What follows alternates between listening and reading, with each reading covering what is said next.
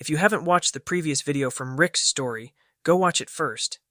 In it, we saw Rick's childhood memories when he wanted to be like the legend Yamato, and when the doctor also told him that he had an innate skill that hadn't appeared yet.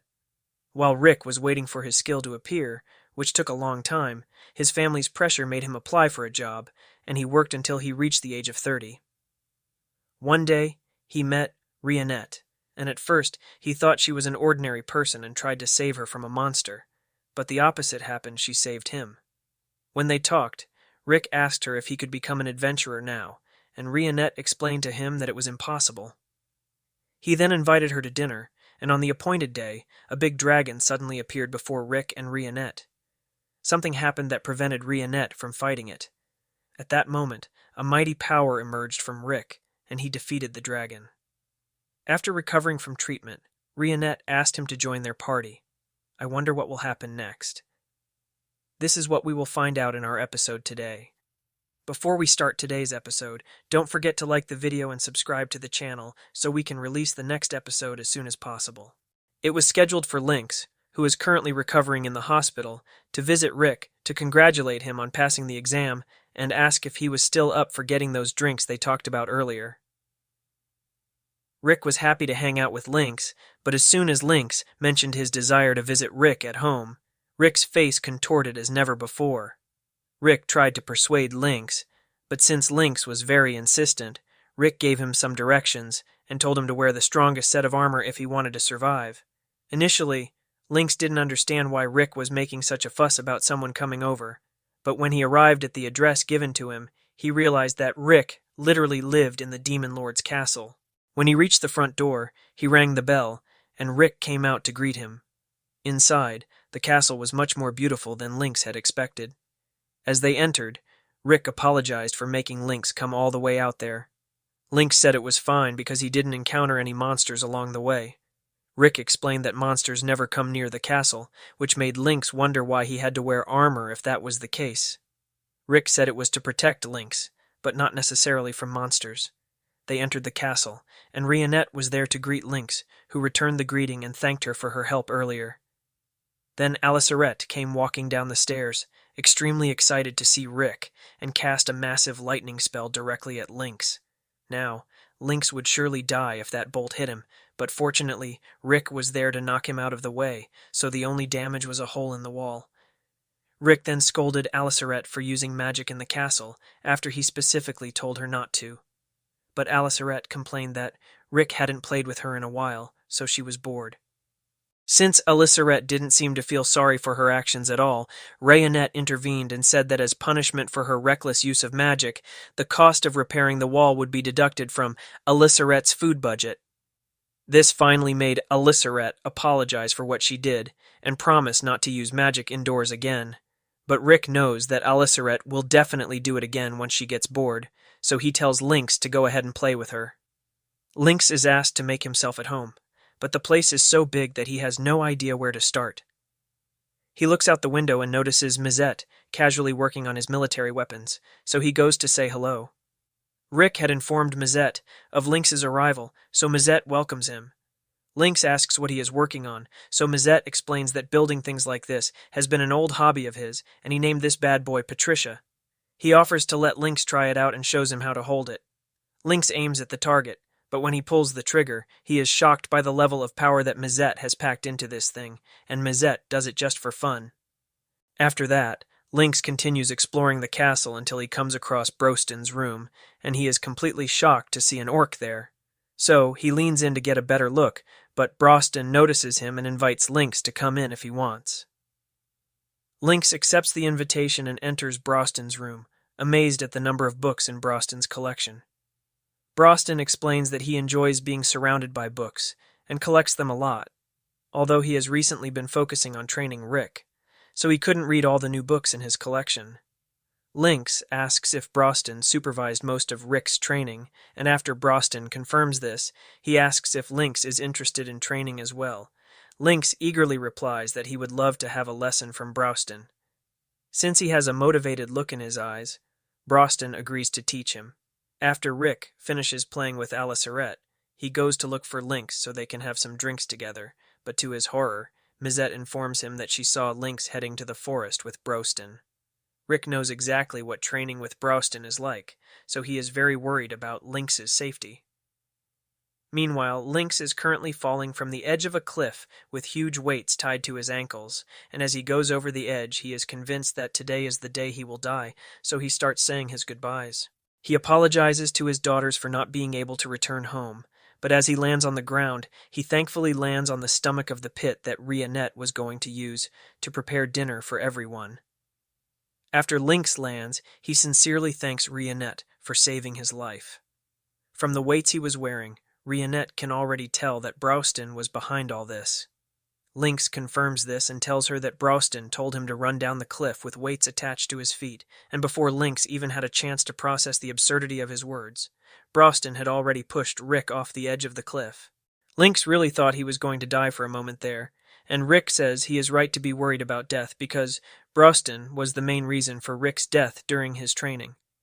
Unfortunately, there is no escape from Broston once the training starts, so Lynx is dragged into the forest to continue his deadly training.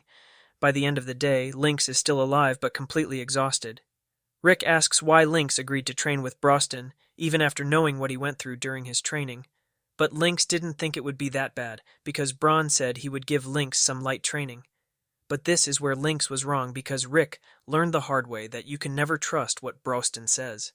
Never trust Broston to be kind to you, never trust Kitaerarete in her behavior, and never trust Mizette to take his job seriously. The others don't think it's a big deal, because they've always been like this, and Broston can always bring them back to life even if they die, so he doesn't see a problem here. If anything, they say Rick is responsible for any trauma Lynx goes through, because he was the one who invited him here in the first place. Shortly after, once Lynx recovers from his training, he and Rick sit together, and Rionette pours them a cup of tea while they wait for dinner. Lynx comments on how kind Rionette is, and on that note, he asks Rick how far his relationship with Rionette has progressed. Rick tells him that he doesn't have a romantic relationship with her. He is a boring man in his 30s, and Renette is 16 years old. So, he doesn't think it will work out between them, but from the way Rick looks at her, he can tell that Rick really likes Rionette, and that age is just a number anyway, so there shouldn't be anything stopping Rick from asking her out. In fact, Lynx is 20 years older than his wife, but the age difference has never been an issue in their marriage. Rick just needs to wait for the right moment to express his feelings, and everything should work out for him and Rionette in the end. Later that night, Rionette finishes preparing dinner for everyone, so they all gather in the dining room to eat. Lynx compliments Rionette on her amazing cooking skills, and everyone else seems to enjoy the food as well, so they all ask Rionette for extra servings. Rionette is happy to oblige, so she gets up to get everything that everyone requested. As she leaves, Lynx leans in and tells Rick that this is the perfect opportunity to spend some time alone with Rionette and strengthen his relationship with her, so Rick decides to get up and help her. Once Rick is gone, Lynx wants to have some conversations with the others, so he asks them about Rick's innate skill. Broston tells Lynx that Rick's skill is one that activates by meeting certain conditions, so he can't activate it at will. It would have been better if his skill was always active or could be activated voluntarily, but even without it, Rick's power level is already high. However, if his skill, Reckless Spirit, is activated, he would be able to surpass them all easily. Broston says he has something he wants to ask Lynx because he works at Central. He wants to know if Lynx has heard anything about magical stones known as the 6 Jewels. Lynx recognizes those stones as the ones in the legends of Yamato, which are essential for achieving their goal of defeating the Kaiser. Those jewels are used to open the gate of the spiral source where the Kaiser sleeps and are only activated once every 200 years. But fortunately, this is the time when they should give off a lot of magical energy. So, they want to know if Lynx has seen or heard anything about them. Lynx thought the legends of Yamato were just an urban legend, but if Rick and the others are talking about it seriously, then the story must be true. He can't think of any information that matches the description of the jewels, but he can check the secret information at the Central Agency to see if he finds anything. Broston says he appreciates Lynx's help. Then, Rick asks Lynx if he has any other relationship advice to offer, because Rick's plan didn't work to help Rionette, since she is so good at everything, On another day at the Adventurers Guild, we see a girl mopping the floors, but she's dissatisfied with her current task because she is now an adventurer. She thinks she should be allowed to go fight monsters or do something of that sort. At that moment, she hears some adventurers at the reception desk requesting a mission, so she goes to check it out. Rick and the others request a mission with a threat level of 82, but unfortunately the guildmaster tells them they cannot take it on. The guildmaster takes the mission, fully aware that they are strong enough to handle it easily, but the rules state that they need a party of 4 with at least 2 adventurers of rank B or higher.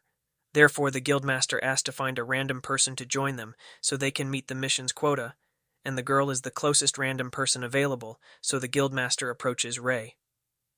Since Ray has been saying she wants to get involved in some real adventures recently, he offers her the chance to join them.